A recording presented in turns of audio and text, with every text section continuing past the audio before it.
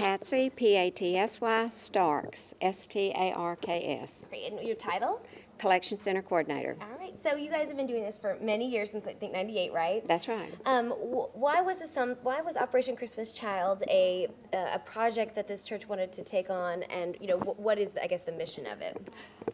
Because it's a cause, it's a program that we believe in, and we know and we've seen that one box can make the difference in a child's life.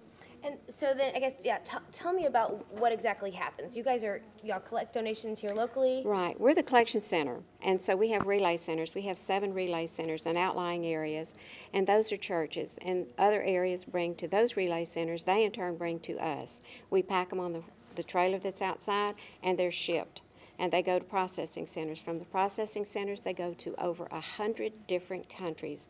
And they go to churches that are waiting for these boxes for these children. And they're handed out. And it's just a wonderful organization. And what's so hard for some people to understand is this one shoebox may be the only gift a child gets in their entire childhood. And it's kind of looking at it not so in such a practical way that because y'all know where these boxes are going and the kinds of children that are, the families that are getting them, you guys put some very, real things to meet some needs. Talk about that. Absolutely. Well, we start with hygiene items, soap, washcloth, toothbrush, toothpaste, school supplies, because in so many countries when you run out of pencil and paper, your education is over. Very hard for us to comprehend, but it is. And then we put in things that make them smile, toys and things, stuffed animals so that they can love them. Candy, because in so many countries they think candy is just for rich kids, and we want them to know it's for them too. Everybody deserves some sweets Absolutely, in their life. Absolutely. And how do you get all of these materials to pack these boxes? We have wonderful volunteers that bring the boxes in. They're filled, their children fill them, their families fill them, our church fills them, then they just bring them in. And when they fill their boxes, they have leftovers, they bring us stuff. And we continue to pack boxes.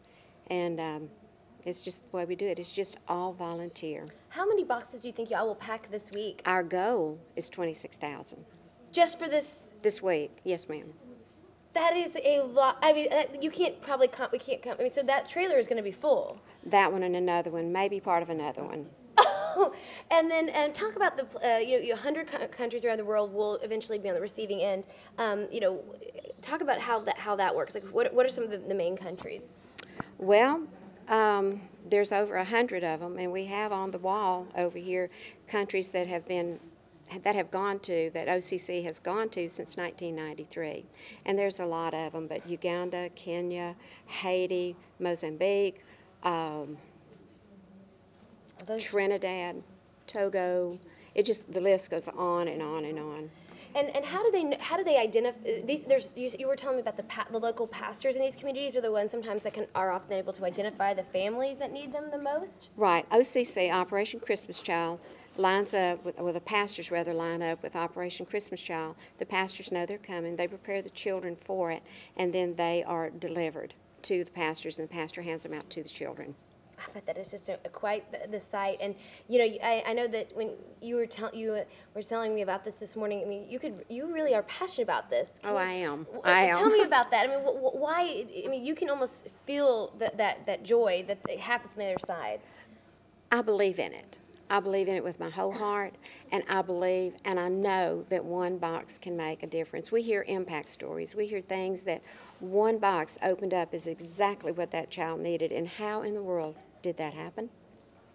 Well, we know how that happened, but it's like a young boy couldn't see very well, and a lady was sitting beside him on a distribution trip, and she realized he can't see very well. He can't see the things in his box.